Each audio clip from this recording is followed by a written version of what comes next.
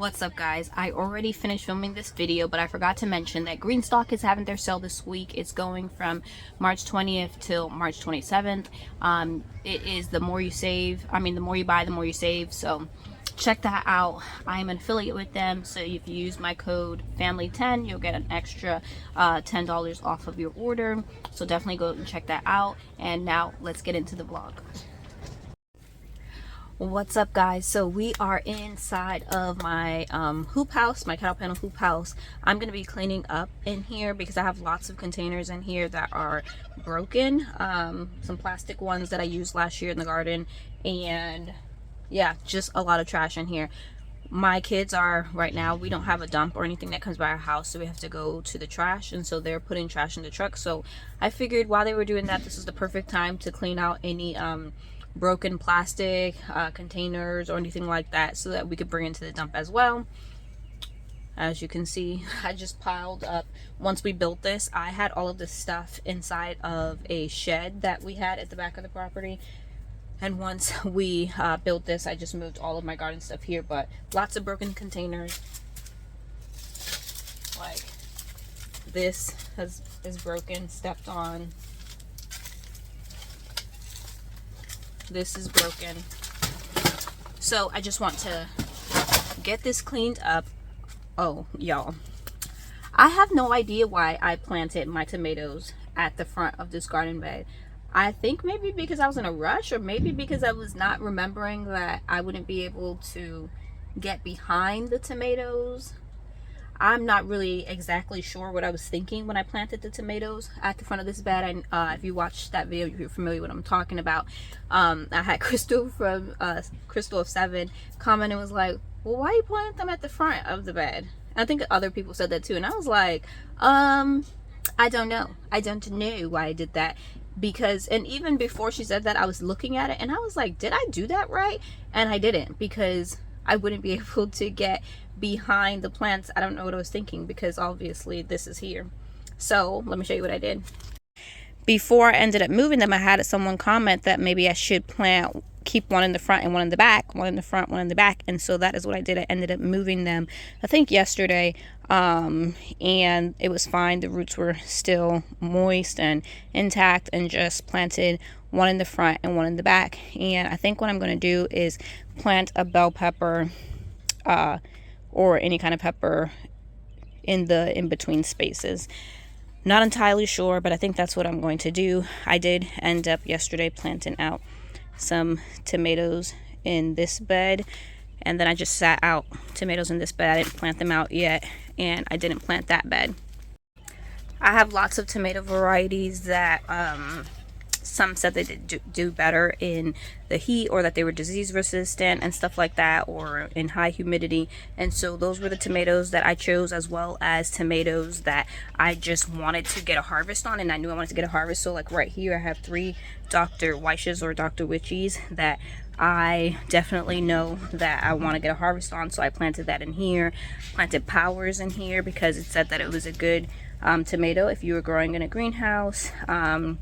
And then lots of black tomatoes, because I've never personally successfully grown a really dark tomato, and so I think I have lots of black tomatoes that I am putting out here. I have a variegated, or 2 variegated plants, Wisconsin 55,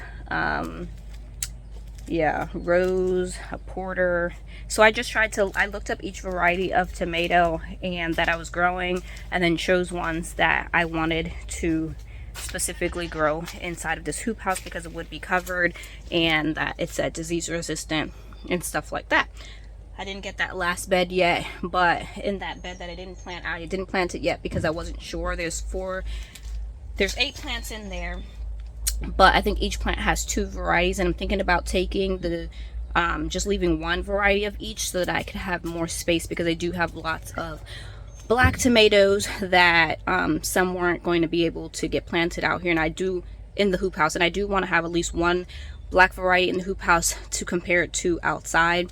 And so I'm thinking about reworking that, and yeah, going from there. But I also have this, so I have this big container or shelf right here that I used for, I think, and I didn't use this for seed starting. I don't remember what I used this for. Maybe this was the one in my house before we built our pantry. But anyway, I want to get all of my good containers. As you can see, this is my basket of organic solution. So I know I have Sluggo, things for worms and stuff like that. So all of that. And then, but this right here is my container of all of my seed starting ones.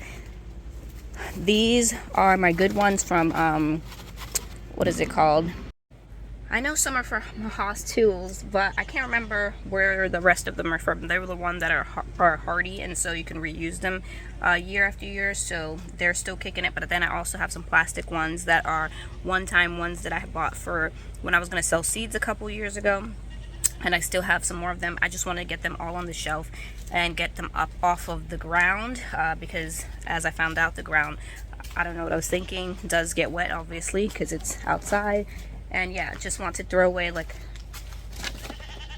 have this. And so I'm going to be moving all of my broken containers up towards the front, and then we'll go from there.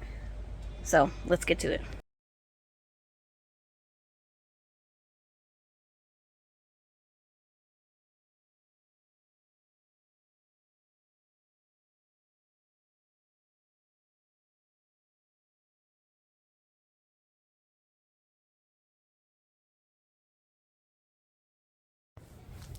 So we just got back from one trip. I don't know if I'm gonna make another trip. It feels actually really, really nice in this greenhouse or this hoop house right now, because it is only about 50 degrees outside. It is oh, happy spring, y'all. It's 50 degrees. Tonight is supposed to be the coldest night for going on to the next 2 weeks. I've looked at the forecast all the way up until I think April 3rd, and the lowest is tonight, which is going to be 35 degrees. So I will have my heater on inside of my greenhouse that I have my seedlings in, just in case it decides to get lower than that. But I haven't planted out anything that could freeze. I did plant out my potatoes, but they're underground, so they should be fine. I didn't leave out any of the tops, so everything in the garden should be fine. And then in here, I don't think it's going to frost in here. We've had nights go down into the 20s, and we still had sunflowers in these beds blooming. I mean, not blooming, but growing. They never died. So the tomatoes I planted in here because I don't expect it to freeze anytime soon. I think tonight will actually probably, I'm predicting, will be our last almost freeze or anything like that. It will be the lowest, because like I said, going forward it just gets higher and higher, and the lows get into the 50s, and the daytime temperatures get into the 80s and upper 70s. So just because you see me doing something, that doesn't mean that you should do it. I'm doing this because I can do it. I have lots of tomatoes, way more than I need. I may end up selling some, giving away some.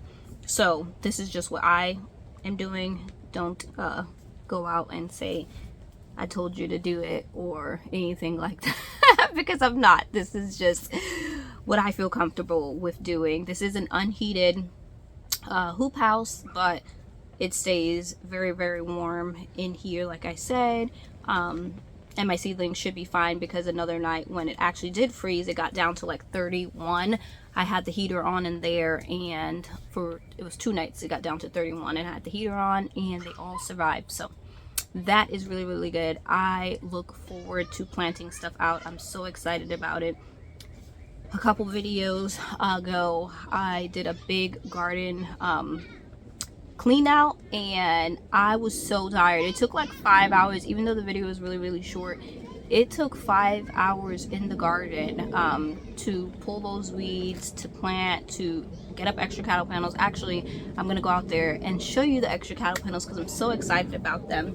I didn't put them where I originally thought in my I had originally put cattle panels in different beds, but I like where we ended up putting them at, as far as the hoops and I cannot wait to have all things growing on them. They're mostly for my cucumbers, my smaller melons, and squashes. So Kikuchi squash, and am I doing another one? Am I doing trombonzino?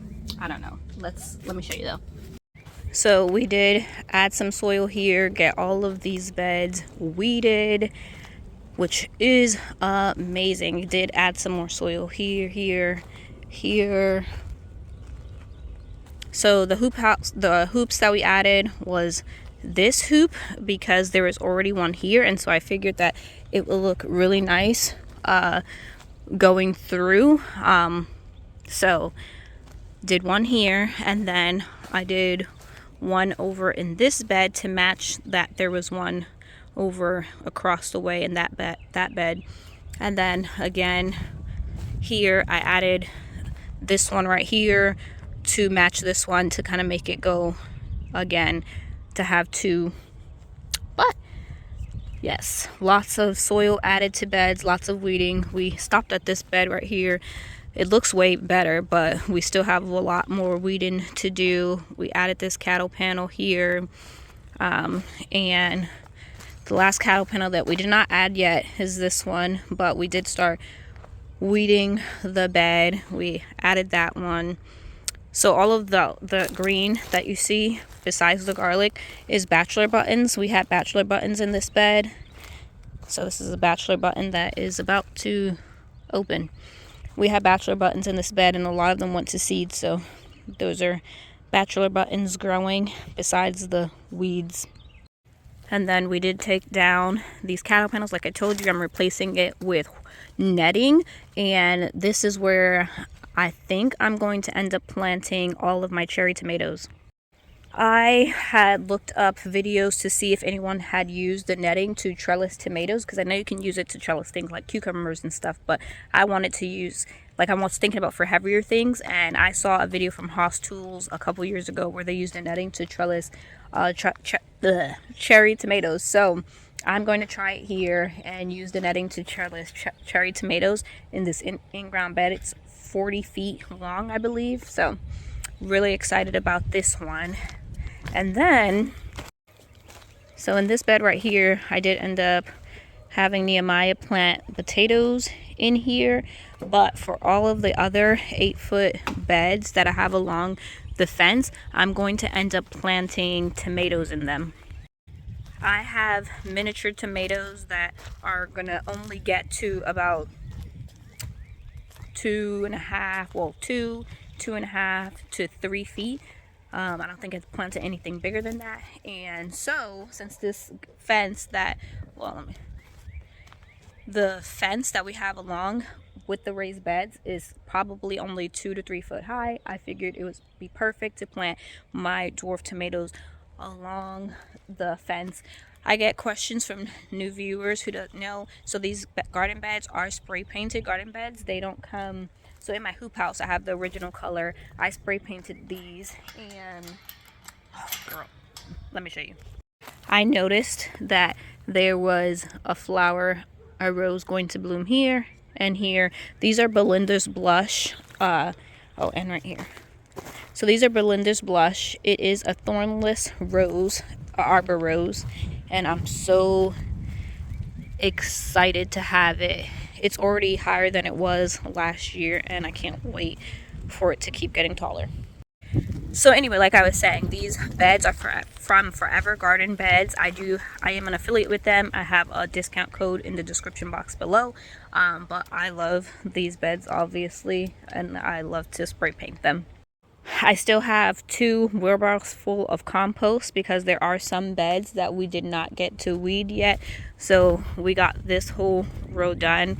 And I think for the most part, most of these beds are done. I think I can see one right there that's not done. But this bed, it has a grape back there. And then it also has a celosia, I think, is there. That's that flower on the opposite side. But most of this is weeds, and so I'm gonna have to get in here and figure out what's the perennials and what's the weeds and take this out. We do have some weeds here, a big old weed right here in the pathway that needs to come out, and then some weeds here. So we still have beds. We still have a lot of beds to weed in here, and so.